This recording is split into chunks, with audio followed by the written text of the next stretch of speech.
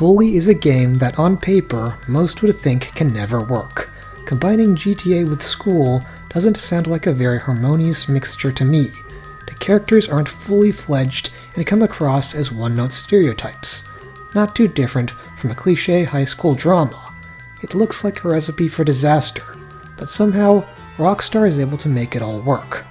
Through these tropes and stereotypes, they were able to create their own world, one where the cliques become different factions that fight amongst themselves. In the midst of all this is Jimmy Hopkins, who is a student that has been expelled from multiple schools and therefore ends up in the worst of them all, Bullworth Academy. Bully manages to create a sort of rags-to-riches narrative when it describes how Jimmy makes his way up the social ladder in the school from disrespected newbie to king of the cliques. It's also able to interweave its gameplay into this kind of story, especially with how a lot of the missions feel inspired with Jimmy's ascent to power. You'll be breaking into different cliques' bases and toppling their leader. At the same time, you'll be attending classes, going out on dates, and interacting with the other teachers. Sounds boring? Not in the slightest. At the end of the day, Bully is a subversive masterpiece, and I'm about to explain why. So the opening of Bully is one of the best I've seen in a video game because it's just dripping with character. It starts with Jimmy's parents having an argument with their son, and already it provides a lot of reasons to sympathize with our protagonist. First of all, Jimmy has a stepdad, which indicates he's witnessed a divorce, which is somewhat indicative of an unstable life. His parents also had plans of going on a honeymoon after dropping him off at Bullworth, which shows that his folks are negligent towards their son and don't really care much for him. The intro scene also cuts from the argument to displaying a panoramic of the halls of the school. These shots create a sense of intrigue, making me curious as to what lies within Bullworth Academy, especially with the dark colors and mysterious music. It almost makes it seem as if the school is unsafe and unhospitable. A normal person such as myself would feel unconfident and try to conceal themselves as much as possible in such a hostile environment. However, Rockstar didn't make Jimmy that kind of kid, for he's very stalwart and determined in the face of difficulties. In a way, he utilizes a form of tough talk to handle different situations. On the surface, it might be easy to mistake him for being a dickish jerk because of this, but this isn't the case, and usually this rough kind of personality is reserved for the real bullies in the school.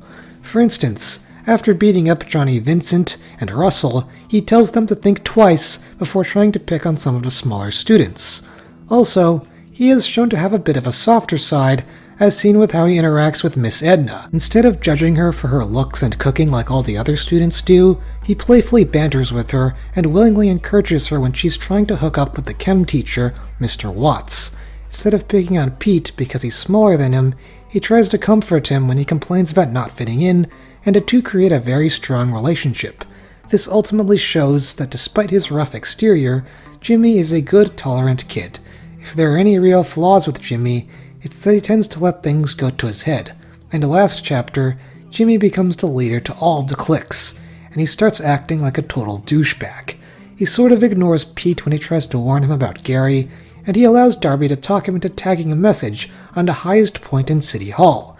This, of course, gives Gary the opportunity to create a reason to have Jimmy expelled from Bullworth Academy. While there's a part of me that makes me shake my head and want to scream in his ear to listen to Pete, it's moments like these that makes Jimmy feel like a flawed human being. Throughout his life, he was probably taken advantage of a lot, so for him to rise to the top is probably a once-in-a-lifetime experience, which is something I'm sure a lot of people can relate to. Now, I've seen this argument questioning if Jimmy can be categorized as a bully. After all, the game does provide the option to beat up the prefects and push other students into trash cans at times. These, of course, can be categorized as delinquent behavior. However, considering that he tries to protect the disadvantaged like the nerds and Pete in a story, then the answer is an obvious no. He doesn't fit that category. Maybe the game allows you to do these things in the gameplay, but this is separate from the Jimmy we get to know in the narrative. The game giving the player the choice to wreak havoc and start fights is meant to make it more interesting to play and create a sense of freedom in the open world of Bullworth Academy. It has very minimal impact on Jimmy's character. Somebody who can be categorized as a bully, in the most blatant term, is the main antagonist, Gary. Initially, he begins as the first friend that Jimmy makes. Well, maybe friend in quotation marks is more suitable because there were some subtle red flags that he was using him the entire time. In numerous instances, he expressed interest in taking over the school, and whenever Jimmy tried to back away from that goal, he simply responded by labeling him as selfish. After he turns on Jimmy, he tries to manipulate others into attacking him instead of going after him directly. This makes Gary a very sneaky person that prefers to use his wits to trick others.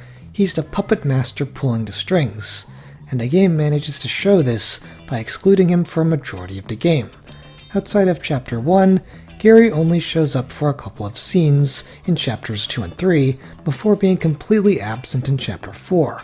However, these minimal appearances usually carried a lot of impact, which allowed you to know that he was usually the one behind a lot of the problems that Jimmy faced with the other cliques. I guess one aspect that almost maybe could be seen as a sympathetic characteristic is the fact that he's clearly mentally unstable. He has ADD and used to take meds to lessen his more negative traits. He's also always paranoid, which is a symptom of narcissism disorder as seen at the end of the game, where he expressed that he knew Jimmy would backstab him eventually. Of course, this doesn't really excuse all the horrible things he does in the game, but sometimes I wonder if Rockstar meant him to have more depth than just be a black and white villain. The kid that Gary constantly likes to take advantage of is Pete. He's very quiet in nature, not being able to produce a proper comeback to one of Gary's many insults. Because of his lonely solitude, it feels like he cannot fit in with the other cliques, or, as he likes to put it, and I'm too cool to be a dork, and I'm too dorky to be anything else. His status as an outsider allows him to form a very strong friendship with Jimmy, considering that the two of them can connect over this shared aspect. Initially, he seems to be the brains behind a lot of the ideas that Jimmy comes up with, but he doesn't actually do anything. For instance, he plants the idea to box Biff in order to gain control of the preppies, but instead of going along with Jimmy, he ends up being left behind. You kind of feel sorry for him because he really wants to come out of his comfort zone, but he's too easily dismissed for being quiet and shy. Eventually, though, as the story progresses, he comes into his own. When Jimmy is fighting against Johnny Vincent, he assists him by working the crane to get his opponent off his bike. Without him, Jimmy wouldn't have been able to lay a finger on Johnny. As he takes risks like this and assists Jimmy in overthrowing the clique leaders, Pete begins to feel as if he no longer has to fit in. He grows out of his insecurities, and it becomes a less passive character. While Jimmy, Gary, and Pete make up the main cast of characters, the different cliques is where Bully has the most amount of fun. Basically, they're the different groups in Bulworth Academy. The preppies are the elite, filthy rich kids. The greasers are the oily scumbags characterized as poor working-class individuals. The nerds are helpless geniuses that look weak on the outside but can actually put up quite a fight if threatened. The bullies are the typical campus meanies. The jocks have a love for sports, and the townies are Bulworth's dropouts. Now, one major criticism that these groups get is that they're all categorized by a stereotypical personality trait. However, Bully manages to make fun of this aspect with the dialogue they have with Jimmy. For instance, when Jimmy questions why Tad talks in an English accent, he replies that it's because he's insecure and it has nothing to do with him being Briton. It's kind of like the game is self-aware it's using stereotypes, and the writers use that to create humorous moments. Occasionally, the cliques have some degree of depth beyond the typical jokes and jabs. In the mission Paparazzi, the nerds have Jimmy take pictures of Mandy, who is a member of the jock clique. The result is that Mandy ends up getting negatively affected by the promiscuous photos, and Jimmy has to temporarily switch sides to cover them up. Up to this point, the game has led us to believe that the jocks are brutalizing the helpless nerds. However, from this mission, the game shows another side of them, exemplifying that the nerds aren't always sweet and innocent. What's worse is when the jocks give them their due punishment for their actions by raiding their fort, the nerds refuse to take responsibility. I really like this because it shows that there's nobody who's truly good in the world of Bully. Everybody has some level of deception and evil, and therefore, it's parts like these where the cliques move beyond their one-note caricatures. The game goes further with this in the case of Johnny Vincent and Russell. While Johnny Vincent is shown to be a generally good kid, He is easily seduced and can be a bit of a simp. His girlfriend Lola brings out the worst of these traits when she cheats on him, and it makes Johnny really jealous. Therefore, while he was once on good terms with Jimmy, he grows really paranoid of him and eventually turns against him. Ultimately, this contrasts with the other clique leaders because Johnny doesn't really have any real malicious intent against Jimmy. He isn't evil, just a terribly flawed person. On the flip side, Russell might start out as a bully, but he later grows sympathetic towards Jimmy's cause. He might look like a brute, but getting to know him will reveal that he seems to be somebody who is misunderstood, which isn't too far-fetched considering he's significantly older than most of the other students because he was held back a lot. Plus, you've just gotta love all the moments where he charges headfirst into everything. The guy literally kamikazes his motorcycle into a gate and somehow survives. He also headbutts a lock open and somehow still keeps his brain. All of these actions should have fucking killed him. But no, he somehow is able to live through this. But anyhow, all of this shows how not all of the clique characters are two-dimensional, and that for some of them, there is a degree of depth to their personalities. To an extent, they also manage to somewhat pull this off with the female members of the groups. However, it's sadly not as emphasized, as a good chunk of them lose their involvement in the story after their respective chapter. Lola is a manipulative bitch with a bit of sass. She doesn't care about anyone other than herself and has very little character depth. I guess it's funny how little self-awareness she has, but she deserves no sympathy whatsoever. On the other hand, Pinky and Mandy both have some form of character development with their interactions with Jimmy. Pinky is able to see beyond the confines of her traditional family when she goes out with him. She might be the only preppy that sort of expresses a certain level of frustration with her clique's uptight ways, as seen with how unhappy she initially was with being forced to date her cousin Darby. She's also the only one who will cheer for Jimmy during boxing matches. Mandy initially comes across as a typical jerk as seen with the way she treats Beatrice. However, after the nerds ruin her image, she reveals that she has vulnerability when it comes to being popular. So ultimately, both Pinky and Mandy show some form of resistance to what's being expected of them in their respective clique, or at the very least, they question their standards, which gives them some depth. Then there are characters like Beatrice. Even though she doesn't really get a lot of growth throughout the course of the game, she's just very adorable to the point that it's impossible to hate on her. Her whole unrequited love for Jimmy makes you feel a little bad for her because it implies that she doesn't get a whole lot of attention to begin with. It's like Charlie Brown and the little red-haired girl, but reversed. Thankfully, this didn't play a big role in the game because that would have been cringy even if it was played for laughs. Finally, we have Zoe. She's Jimmy Hopkins' love interest, and it's easy to see why. When she went to Bulworth, Mr. Byrne harassed her, and when she tried to tell the principal, he was dismissive towards her. This is very similar to how Jimmy gets dismissed by Crabblesnitch when he tries to bring up the crimes of Gary. Another similarity she has with Jimmy is how she's not afraid to stand up against the people that have wronged her, like how she sabotages Mr. Burton's daily jogging session. In this sense, she and Jimmy have a lot of chemistry. Sadly, because she doesn't show up that much in the game, this doesn't get to be fully developed. In fact, because of the little screen time she gets, her romance with Jimmy feels somewhat forced despite their shared traits. And speaking of forced character development, Dr. Crabblesnitch suffers from the same problem.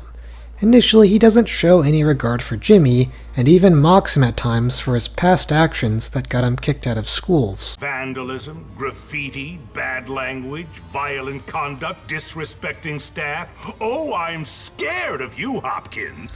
However, towards the end of the game, he has a heel-face turn when he fires Mr. Burton, recognizes Pete as a genius, and rescinds the letter he was about to give to Jimmy's mom, all because Jimmy saved the school from the chaos created by Gary. The problem with this transformation is that there was no indication that Crabblesnitch had a softer side to begin with. It's because of his bullshit leadership that Bulworth is the garbage school that it is, so for him to suddenly turn around is a little weird. Then again, part of me really likes this, because for a short moment, Crabblesnitch breaks away from the authoritarian adult trope It even shows that he's capable of compassion. I just wish it was more properly built up. But not all the adult characters are like Mr. Crabblesnitch. In fact, there are some very likable ones if you get to know them from the side missions. As the lunch lady, Ms. Edna suffers from being disrespected for her ugly looks and bad cooking. However, spending time with her reveals that she has a childlike innocence, which she demonstrates by dressing herself up to go on a date with Dr. Watts. It really shows she wants to be free from her work life. However, instead of displaying this with a depressing tone, Bully makes this aspect really lighthearted. The date she enjoys with Dr. Watts is a lot of fun because he seems to be confused for the entire night, and Edna is just having the time of her life despite his befuddlement. Through Ms. Edna, Bully is trying to make a statement about social status, but it isn't afraid to present it in a fun way. It's a weird juxtaposition, but it somehow works. Finally, leaving the best for last, there's Mr. Galloway. The main issue he faces is that he has a drinking problem, which he uses to deal with a stressful work environment. Boy, can I relate to that. Being aware of this, Mr. Hattrick threatens to get Mr. Galloway fired. Similar to Ms. Edna, Galloway feels oppressed by the system at Bullworth.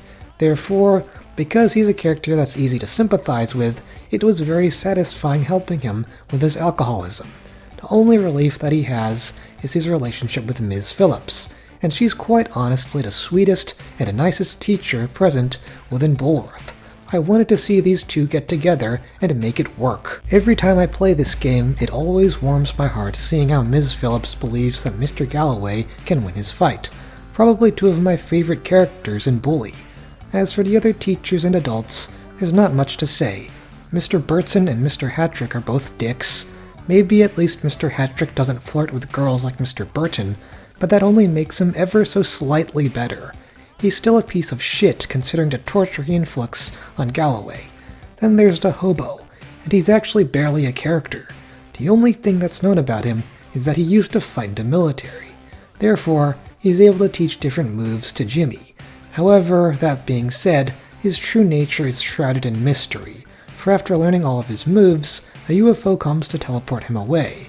So is he an alien or a human?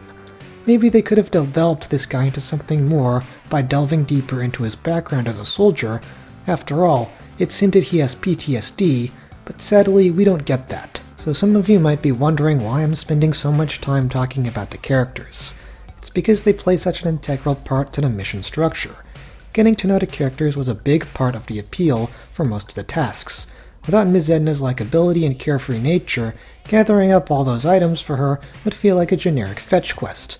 Without Beatrice's sweetness and unrequited love for Jimmy, the diary side quest would feel soulless. Seriously, getting to open up her diary and read the entry where she describes her interest for Jimmy as a pairing of electrons is quite funny.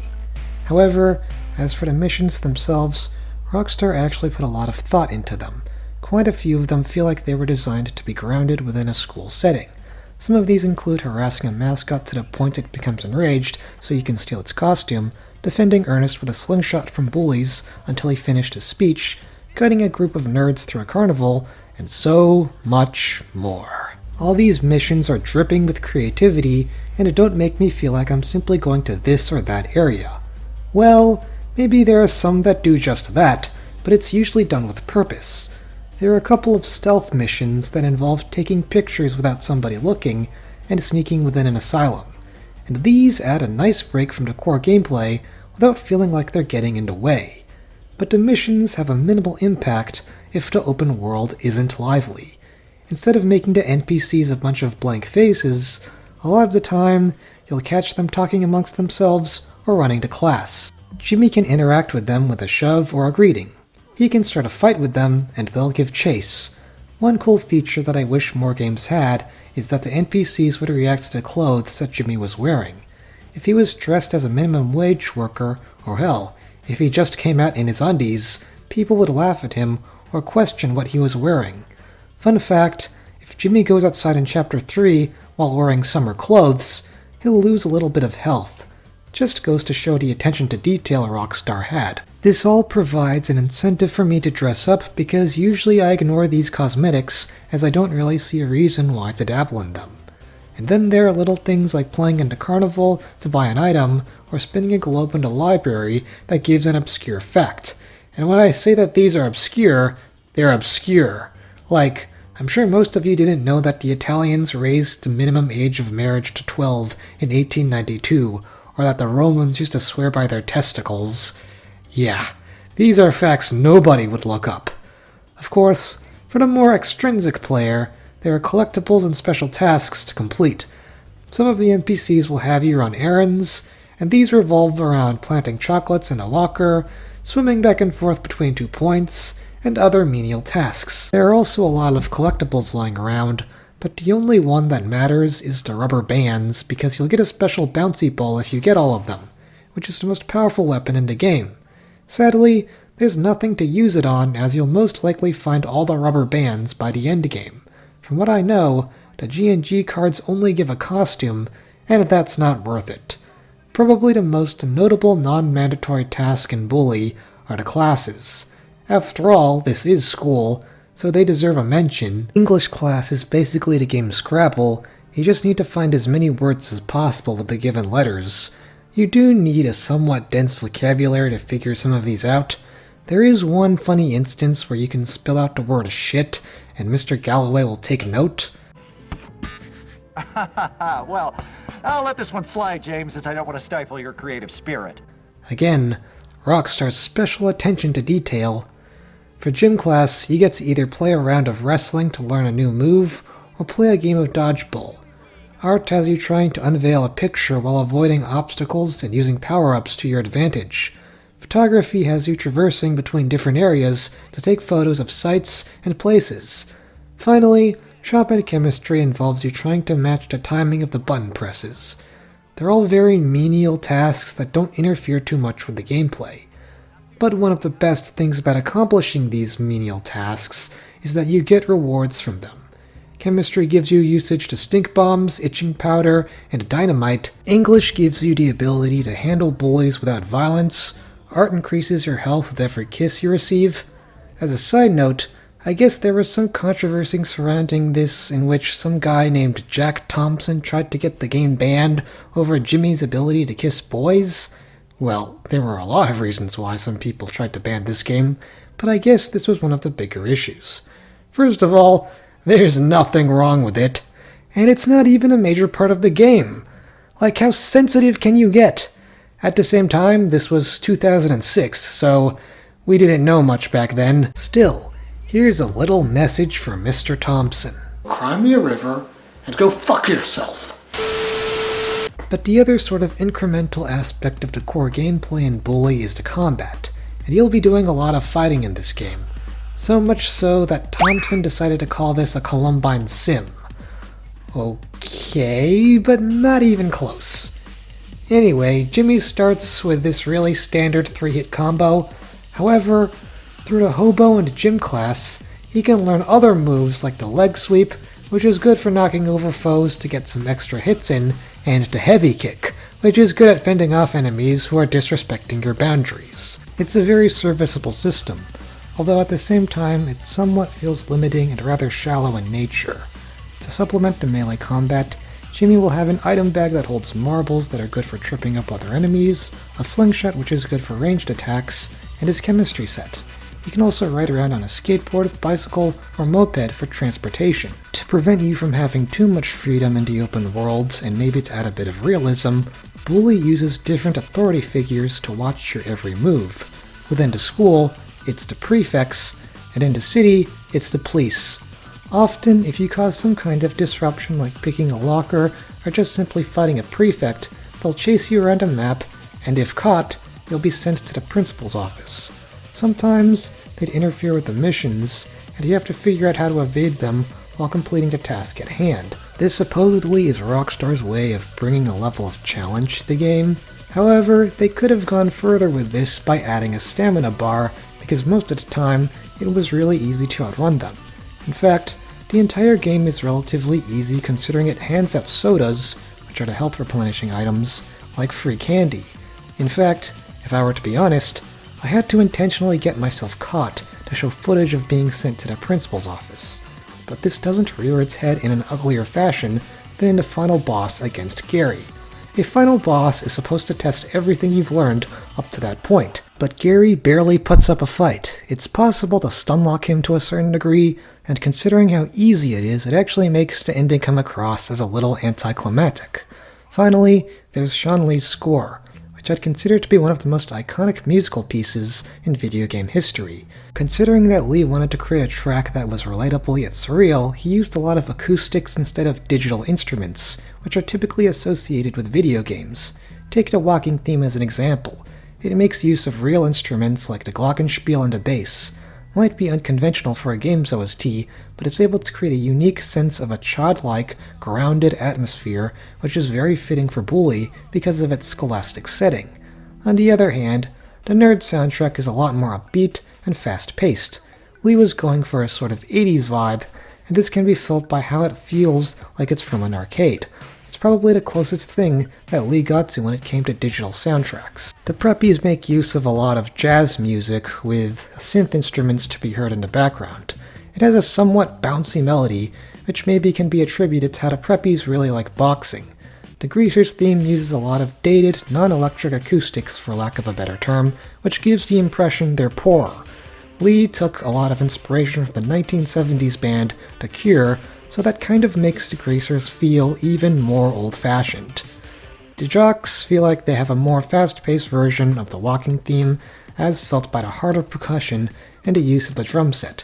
It really emphasizes how they're the king of the school. This is probably the track I listen to the most in my free time, because let's face it, it's a real headbanger. So in conclusion, Bully is an experiment that should never have worked. Considering this game didn't produce a sequel, it should have long been forgotten. However, this isn't the case. It still has a living and breathing fan base to this day. Every time I scroll down while listening to one of the OSTs, I see that there are comments from only a couple months ago.